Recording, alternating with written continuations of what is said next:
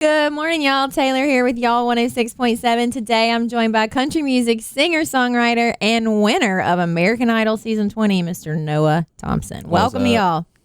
Hey. How we feeling? Doing good, man. How you doing? Good. A little fall air, feeling good. He does have a pumpkin spice latte. I have to call you out. We weren't supposed to talk about that. Oh, man. It's trendy now. I know. Yeah.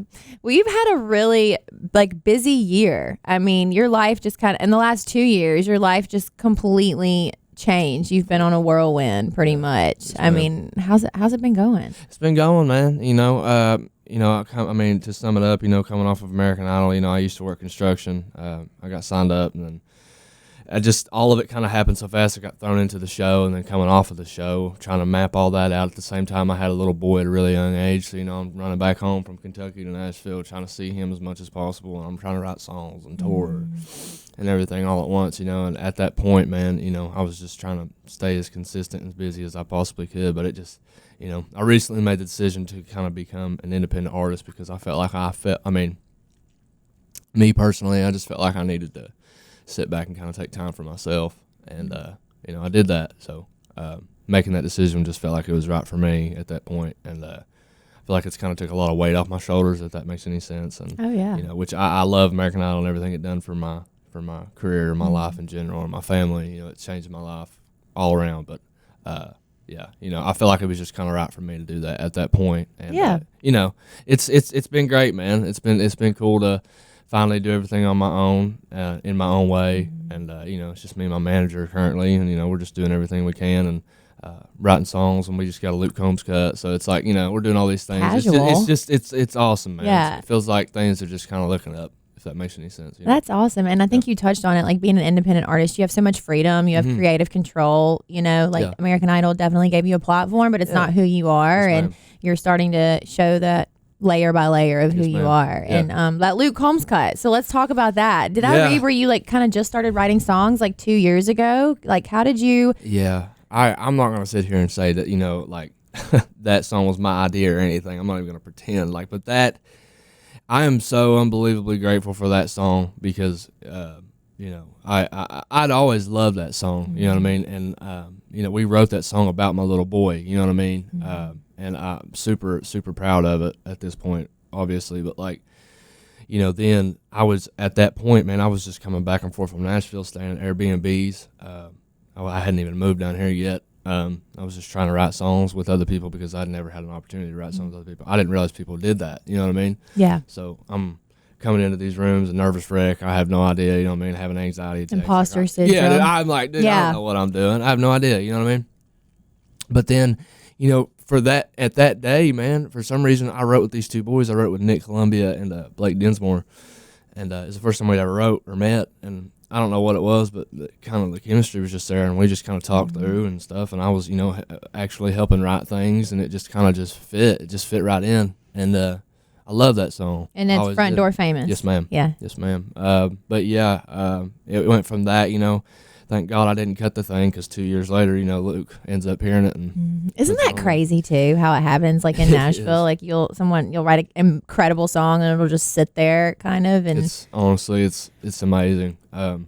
After hearing it, after all that time, I could have never heard. I don't know. Somebody like Luke Combs hearing that song and just kind of putting his own spin on it like that.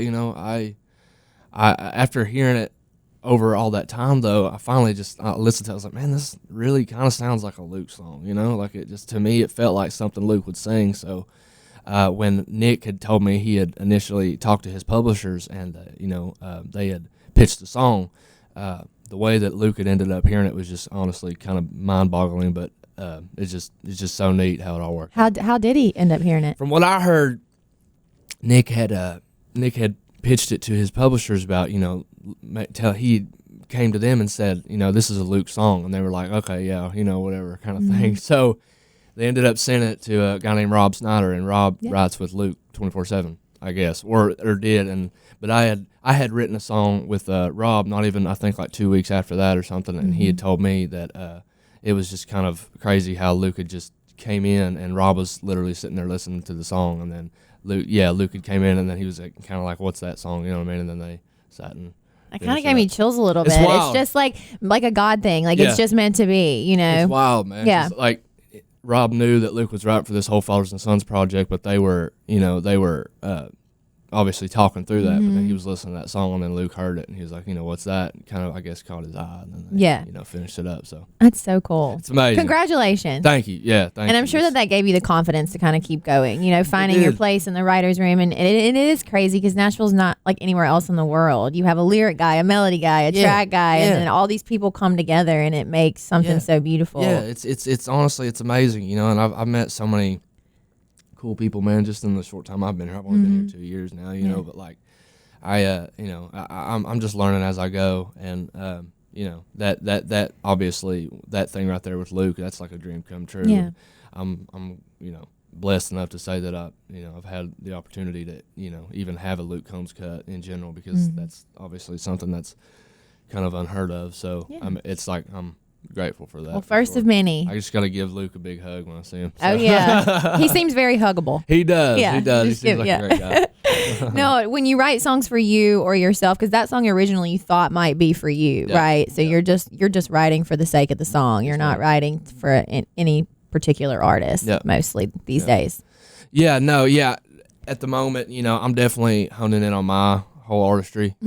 I recently just put out my first release that I put out in forever, what feels like. Upbringing? Yeah, Upbringing. Yeah. And I when I had first moved to Nashville, I didn't, like I said earlier, I didn't really know what it was that I wanted to say as an artist, and I was trying to figure that out. But it took me about 2 years and coming off of the show, and then making the decision to become an independent artist and all these things, to finally sit myself down and go like, what is it truly that I want to write about, and like, what do I want to say? You know what I mean? Who do I want to be? It's like at the end of the day, man, I want to write real music, and I want these people to come to my shows because they genuinely want to scream these songs because they love these songs so much, So it's like, I don't know why it took me that long to finally hone in on that, but it just did. But that's okay. But like, that song for me was more or less of kind of a statement song, because when I first initially moved to Nashville, I had a lot of people that had opinions about me, that I was a punk kid from Kentucky and all this and that, and you just hear those things, and it's so hard not to get that stuff out of your head. You know what I mean? It's like you think about that and you ponder on it for however long, and it sucks. It's like I struggle with self-confidence in general anyway. So like when you hear something like that, you can't help but just hold on to that. You know what I mean? Yeah. So yeah, for some reason, man, I had just gotten out of everything, and I went into that room that day, and I knew I wanted to write about that. I didn't know how I wanted to write about it, but like, in a way, I knew I wanted to kind of write like a screw you song, if that makes any sense. You know what I mean? So we were talking through it, and it more or less kind of came out as, this song where, I'm telling my life story and how I grew up, and then also, that particular point in time when I was just super down about myself and what I was doing and the decisions I was making. And we just kind of put it all into one. It's like, this is who I am. You know what I mean? Music is therapy. It's healing, it too. It really is, man. And that song, I'll tell you right now, we wrote it a couple months back, and there wasn't a day that went by I didn't listen to it. Like, it was just, for some reason, I don't know what it was about it, I just listened to it over and over. It's vulnerable. It's emotional. Yeah. I mean, out of the gate, what do you say? Granny bought me cigarettes when I was 15. Yeah. So, it's just like, it's just telling a story. Yeah. Man. And that was the first time I'd ever, truly had the opportunity to do that. It was like,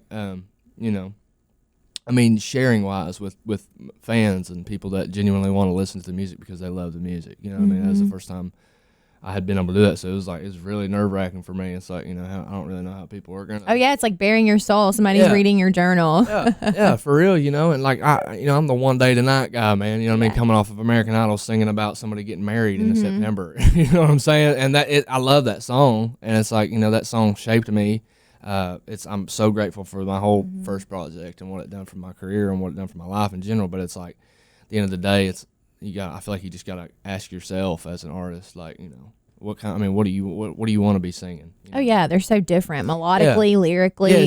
Just completely different. Yeah, it's a completely different thing, And it's, at the end of the day, I want to, if like, I'm definitely want to be the upbringing guy. I want to talk about those things, and I think there's something to be said about that, because here at y'all, we play 80s, 90s, early 2000s country, like we said, but that era is so honest of music, like the storytelling aspect of it. Like it's the vulnerability that you don't really see anymore in music. It's a lot about Red Solo and partying and trucks, but there's rare where you get a song like Upbringing where it is just raw and pure, and we love it. Well, thank you. I appreciate that. So that means a lot to hear that, for real, because I know. I mean, you know, people kill the truck songs, man. It's okay. There's nothing wrong with it. No it's hate.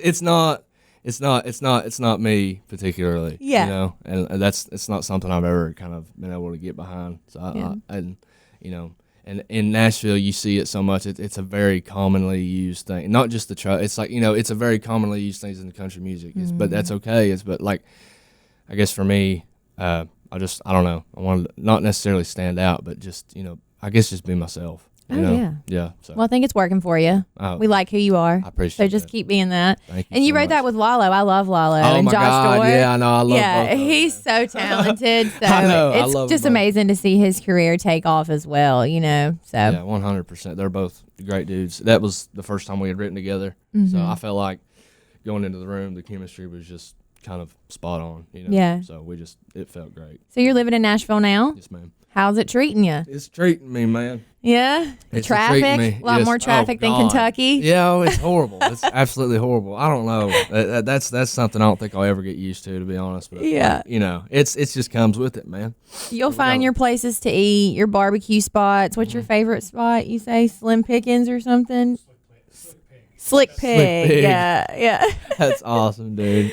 So being a Kentucky boy, would you say, who are your musical influences? You love some Loretta Lynn or what? I got some Loretta Lynn, man. I mean, I grew up listening to the whole mix, to be honest. I grew up with a dad that, you know, played music 24/7, man, and I was constantly around music with him. He had a band growing up. And Oh, he everything. did? Yeah, he had a band growing up. And a lot of people don't know that about me, you know what I mean? Like, I mean, there's pictures of me as a baby, like in a bar, you know what I mean, with my dad and them playing and stuff, and you know, I used to just look at those, and I think it was a big part of why I just fell in love with music. Oh, absolutely. I didn't necessarily know I wanted to get into country music, but I mean, I'm a country boy. I mean, I grew up in Eastern Kentucky. It's like Tyler Childers, Chris Stapleton, all those guys. I've been there my whole life, you know, and that whole area, and you know, I feel like it was kind of only right, you know, but like I obviously love country music, but like, I mean, I guess you got like Keith Whitley and things like that also. Yeah. Some Keith Whitley, but like I grew up listening to a guy named Brian Adams, and like I used to be. I love Brian Adams. I love Brian, and then I used to listen to a lot of like Neil Young growing up. I was a huge like Neil Young fanatic. I listened to him.